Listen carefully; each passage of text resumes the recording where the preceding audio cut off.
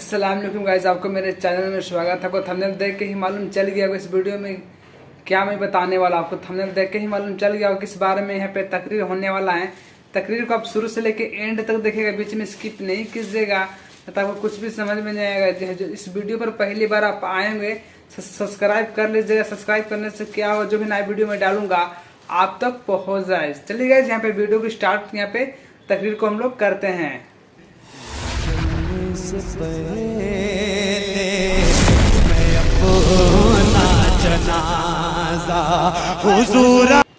बड़ी कुर्बानी होती है।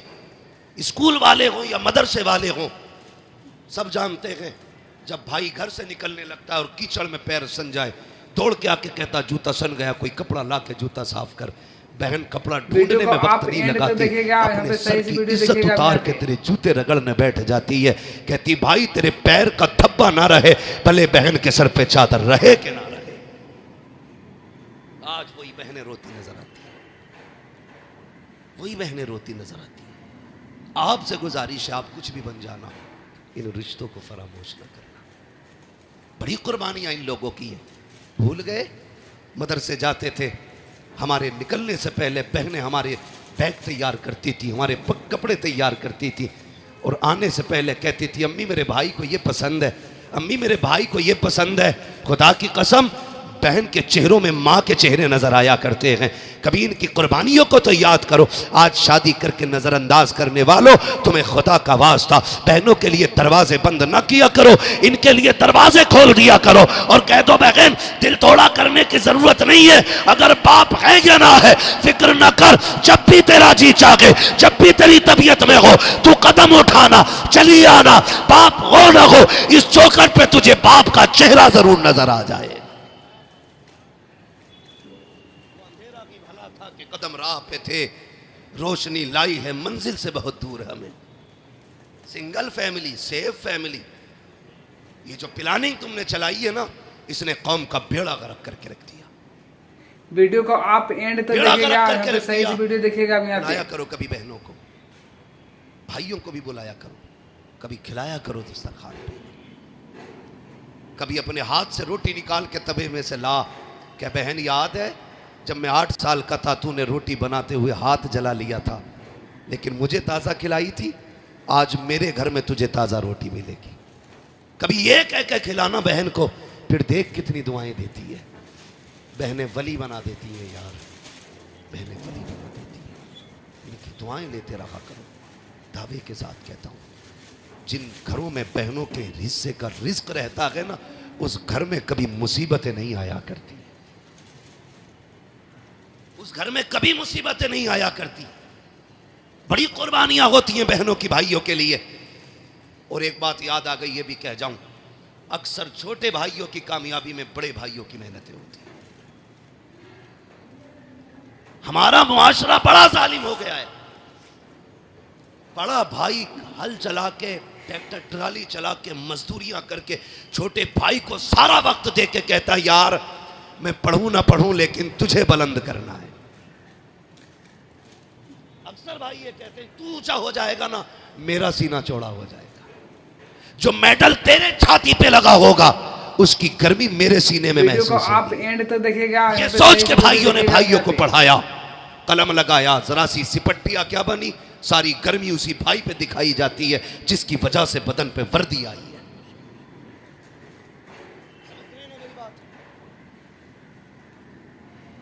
सारी गर्मी उसी भाई को दिखाई जाती है जिसकी वजह से जेब पे पेन लगा गए, जिसकी वजह से ये कपड़े आए हैं।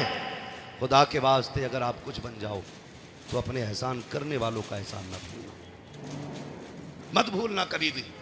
उन्हें बैठाना, सामने रख के कहना भाई बाप कमजोर था, तेरा एहसान है, तूने बाप वाली जिम्मेदारी निभाई है।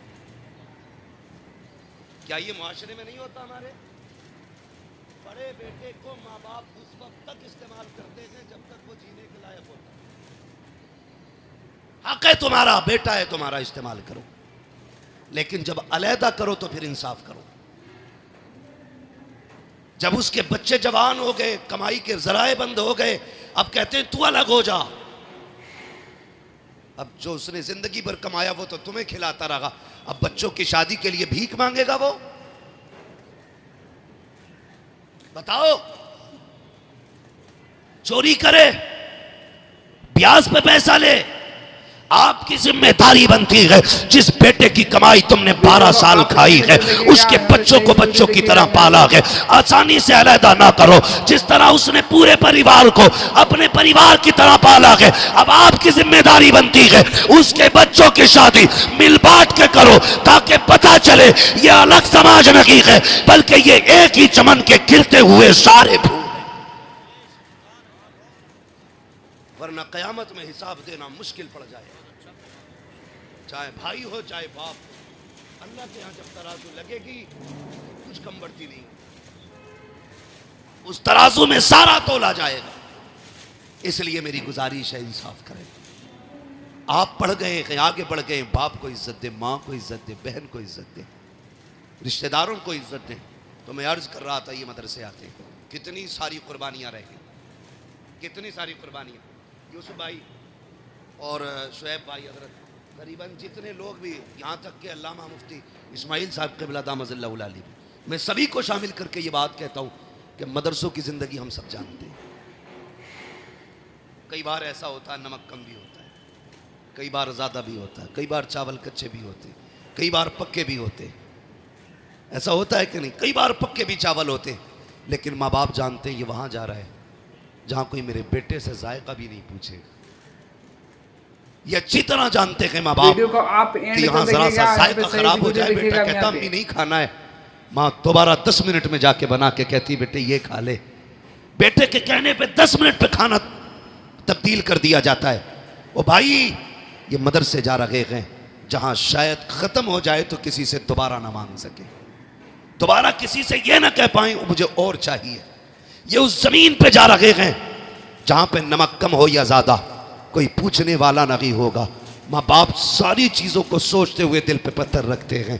मदरसों की जिंदगी देखो, बेटे जब घरों पे रहते हैं माएँ हर दूसरे तीसरे दिन चादरें बदल देती हैं, बिस्तर नए पुराने बदले जाते रहते हैं। लेकिन मैं मदरसे के अंदर आने वाले तलबा को जानता हूँ, कितने ऐसे तलबा होते हैं जो एक ही बिस्तर पे 7 साल गुजार देते हैं और इतने करीब घर से ताल्लुक़ रखते हैं कि पैर रखो तो उनके बिस्तर पे फर्श की सर्दी महसूस होती है। लेकिन खुदा की कसम, लेकिन मदरसे में आने के बाद उनको कभी कोई शिकायत नहीं होती है। माँ जानती है हमने 3 साल पहले जो गद्दा लेके दिया था आज भी बेटे के नीचे बिछा के, जब बेटा आके कहता है अम्मी इस बिस्तर पे नींद नहीं आती है, अब्बा सर्दी लगती है, बेटा जब इतना कहता है, बाप बच्चे के कंधे पे हाथ रख के कहता है यार तू शेर का बेटा है, सर्दी की शिकायत कर रहा है।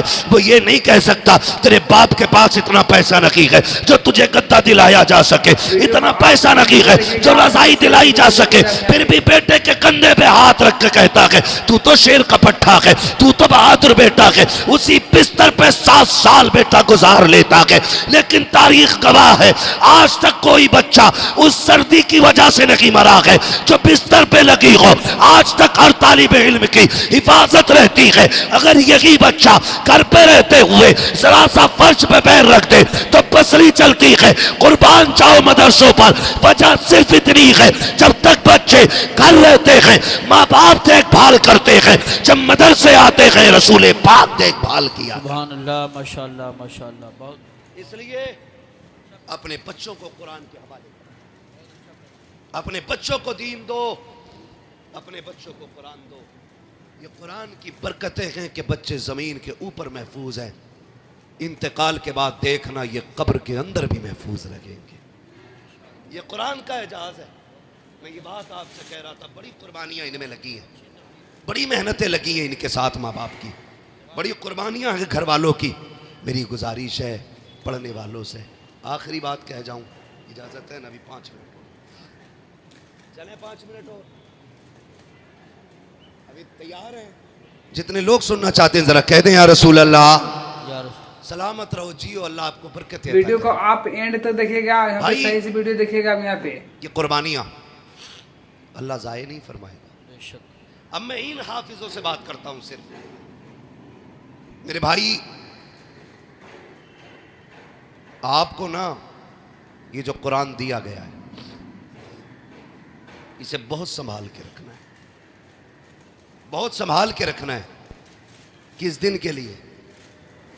जिस दिन बाप का इंतकाल हो जाए और वो कब्र में चला जाए, दुनिया मुट्ठी भर मिट्टी डाल के अपनी फर्जियत अदा करके लौट आए ना, तुम्हें लौट के नहीं आना है।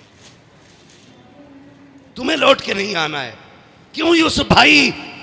इसलिए कि जिस बाप ने मजदूरियां करके बेटे को हाफिज बनाया ना, जिसने ईंटें उठा के हाफिज बनाया, उस बेचारे को कभी जिंदगी में बेटे से पूरा कुरान सुनने का मौका ना मिल सका। जिसने अपने बेटे को हाफिज बनाया ना, वो पूरा कुरान नहीं सुन सका बेटे से, इसलिए कि कभी घर की जरूरतें ले गई, कभी घर की परेशानियां ले गई, कभी बच्चों के खर्चे ने बैठने नहीं दिया, कभी घर की जरूरतों ने घर में टिकने नहीं दिया। ये सारी जरूरतों ने बाप को कभी कुरान सुनने की फुर्सत ना दी। जब बाप कब्र में चला जाए, दुनिया मिट्टी डाल के आ जाए, कुरान वालों तुम बाप की कब्र पर बैठना, कहना बाप पूरी जिंदगी तुझे कुरान सुनने की फुर्सत ना मिली, हम भी इधर उधर दौड़ते रहे, तुम भी दौड़ते रहे, आज तुम भी फुर्सत में हो, हम भी फुर्सत में हैं, पूरा कुरान सुना करके उठना। खुदा की कसम, इधर कुरान मुकम्मल होगा, उधर बख्शिश का परवाना तुम्हारे बाप की कब्र में भेज दिया। सुभान अल्लाह, सुभान अल्लाह। आपकी जिम्मेदारी है कुरान वालों, कब्र में बाप को पूरा कुरान सुना के उठना है। तुमसे और कोई बदला बाप नहीं मांगा।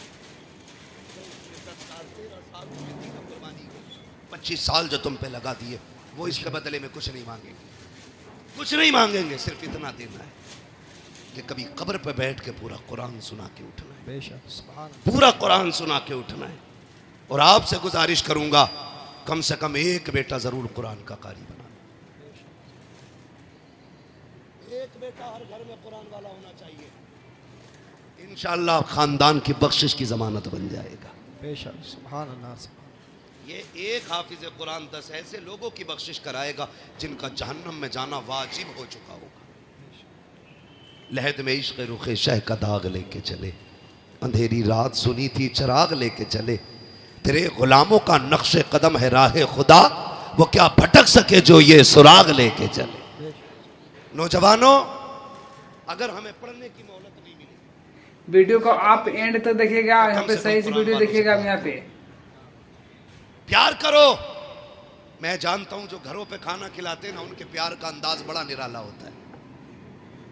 नाजिक भाई, जिन बस्तियों में मदरसे चलते हैं ना, वो बस्तियां नसीब वाली हैं।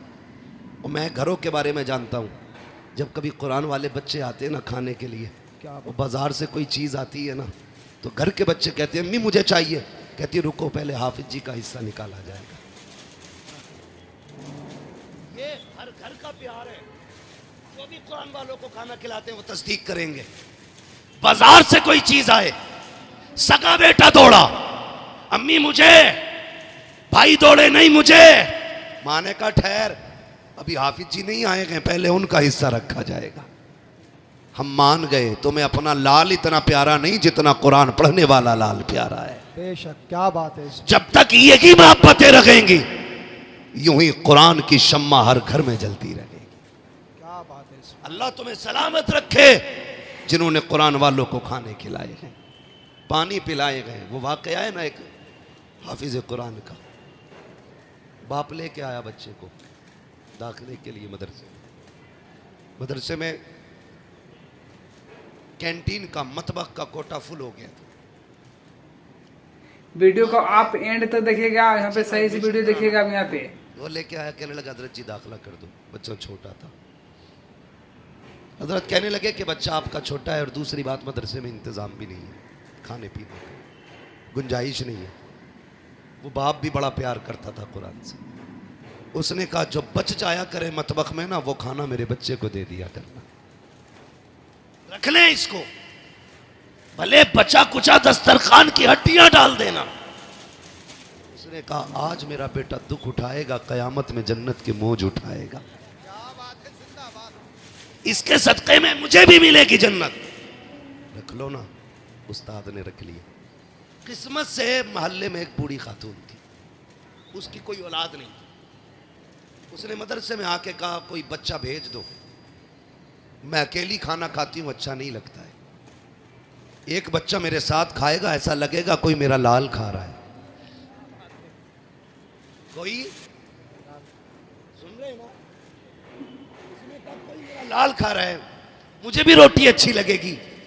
उस्ताद ने देखा वही बच्चा जिसको बाप छोड़ के गया, कहा चल इसको रोटी तू खिला दिया कर। बच्ची का, उस बूढ़ी का दस्तूर था, पहली रोटी उस बच्चे के लिए उठा के रखती थी। पहली रोटी बनाई, बड़ी बूढ़ी थी, निकाल के रख दी। वीडियो को आप एंड तक देखिएगा, यहाँ पे सही से वीडियो बाकी रोटी अपने लिए बना के खाई और बच्चा जब आता था फिर वो खाता था। लेकिन दस्तूर था, पहली रोटी बच्चे को खिलाती थी। फिर जब इतना प्यार बच्चे को मिला ना, तो बच्चा उसे माँ कहने लगा, वो उसे बेटा कहने लगी। सुनना बहुत गौर से, बेटा कहने लगी। एक वक्त गुजरता चला गया, रिश्ते मजबूत होते चले गए, ताल्लुकात मजबूत होते चले गए, वक्त बढ़ता गया, बच्चे का कुरान मुकम्मल होता गया। जिस दिन आखिरी सबक कुरान का बच्चे ने सुनाया, उस्ताद की दरसगाह से उठा, खानदान वाले खड़े हैं, घर वाले खड़े हैं, कोई हार डालने आया है, कोई सीने से लगाने आया है। बच्चा कहता नहीं, मुझे यहाँ नहीं रुकना है। कहा क्यों? कहा पहली मुबारकबाद मुझे उसको देनी है जा करके जो मुझे पहली रोटी खिलाती रखी है, जिसने पहली रोटी खिलाई है। कहता जब दौड़ के बच्चा गया है, देखा घर के दरवाजे पे भीड़ लगी है, लोगों का हुजूम है। कहा बात क्या है? कहा जो तुझे खाना खिलाती रखी है आज उसका इंतकाल हो गया है। चीख निकल जाती है बच्चे की, रो के कहता है ए माँ, जिस दिन के लिए तूने खाना खिलाया था आज वो खुशी का दिन आया है, तू अपने बेटे से वो खुशी की खुशखबरी ना सुन सकी। इतना रोते हुए चला, हाथ उठा के कहता है जा माई, कोई तुझे क्या देगा, मैं दुआ करता हूँ मालिक तुझे टुकड़ों के बदले में जन्नत देगा।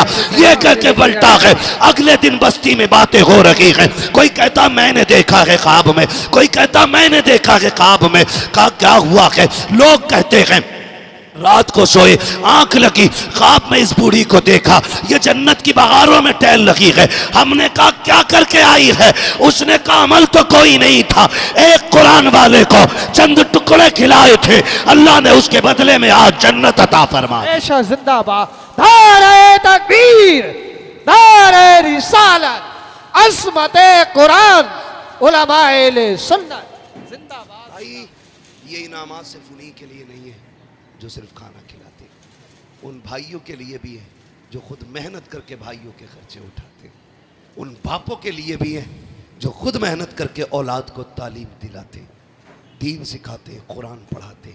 मेरे भाई वो तो निहायत सस्ता सौदा बेच रहे हैं जन्नत का, हम मुफलिस क्या मोल चुकाएं, अपना हाथ ही खाली है। फिर ये जन्नत समझो, फिर ये कुरान वालों की खिदमत में लग जाओ, बड़ी बात है, अल्लाह राज़ी हो जाएगा, बड़ी बात है, अल्लाह राज़ी हो जाएगा।